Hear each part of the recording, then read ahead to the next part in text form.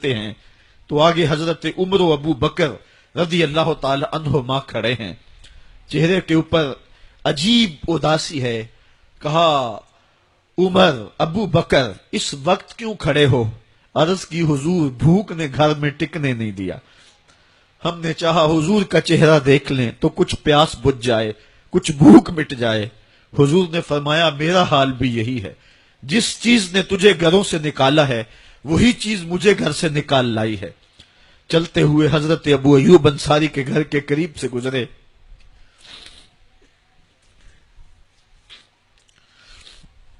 حضور کی خوشبو پا کے وہ باہر آ گئے۔ عرض کی بندہ نواز آج میرے مہمان نہیں بنتے؟ حضور نے کہا تمہاری مرضی۔ گھر لے گئے، چٹائی بچھائی، حضور کو بٹھایا، گھر والوں کو بکری کا بچہ ذبح کر کے دیا، کہا جلدی جلدی کھانا تیار کرو، میرے آقا کو بھوک لگی ہوگی۔ یہ کہہ کے واپس آئے، حضور کے پاس بیٹھے، نظر چہرے پہ پڑی تو گھبرا گئے۔ نکاحت کے آثار اتنے واضح تھے کہ سمجھ آ رہی تھی کتنے دنوں سے حضور نے کچھ نہیں کھایا۔ اٹھ کے باغ میں چلے گئے، کھجوروں کا خوشہ توڑا، حضور کے سامنے رکھا، کہا بندہ نواز جب تک کھانا تیار نہیں ہوتا یہ کھجوریں تناول فرمائیں۔ تھوڑی دیر کے بعد کھانا دسترخوان پہ لگ گیا، حضور سے عرض کی گئی حضور آئیں کھانا تناول کر لیں۔ حضور نے دسترخوان پر تشریف فرما ہو کر کے حضور نے کپڑا اٹھایا تو حضور نے جب دیکھا کہ کھانا ہے تو حضور نے ایک روٹی لی اور چند بوٹیاں اٹھائیں اور ایک خادم کو بلا کر کے کہا جاؤ ہمارے گھر لے آؤ، میری بیٹی فاطمہ کتنے دنوں سے بھوکی۔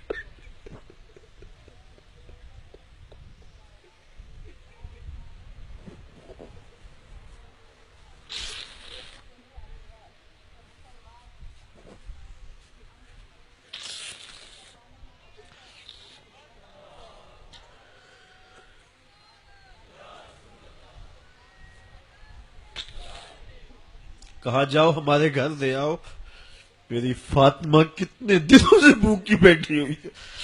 مال کے کونین ہیں گو پاس کچھ رکھتے نہیں، دو جہاں کی نعمتیں ہیں ان کے خالی ہاتھ میں۔ آپ کو پتا ہوگا کہ جب میرے رسول کا انتقال ہوا ہے، حضور کا وصال ہوا ہے، تو حضور کی ایک زرہ ایک یہودی کے گھر میں گروی رکھی ہوئی تھی، حضور نے زرہ رکھ کر کے اس سے قرض لیا ہوا تھا۔ یہ اسلام کی غربت کی کہانی ہے۔ جب چیتھڑے پہنے ہوئے تھے، جب پیوند لگے لباس پہنے تھے، جب پیٹ میں ڈالنے کے لقمہ بھی نہیں تھا، اللہ کا دین اس وقت بھی غالب تھا۔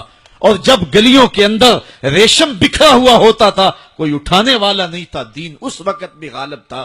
دین کا غالب ہونا یا نہ ہونا اس کا تعلق جو ہے وہ مال و دولت سے نہیں ہے۔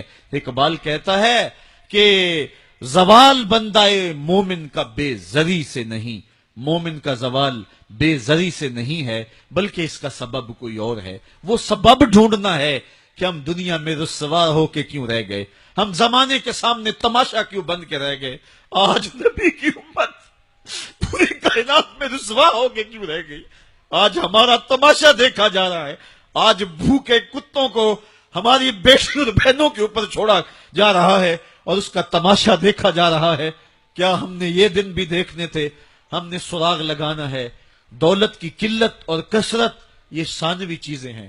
ہم نے تاریخ میں دیکھا ہے ہم کبھی مالی طور پہ کمزور تھے، رسوا نہیں ہوئے ہیں، مال زیادہ ہو گیا رسوا نہیں ہوئے ہیں، رسوائی کے سبب کوئی اور ہیں۔ جب تک ہم اس عزت والے اسلام کے دامن کو تھامے رہیں گے ہماری عزت قائم رہے گی، اور جب اسلام کے علاوہ کسی اور جگہ سے عزت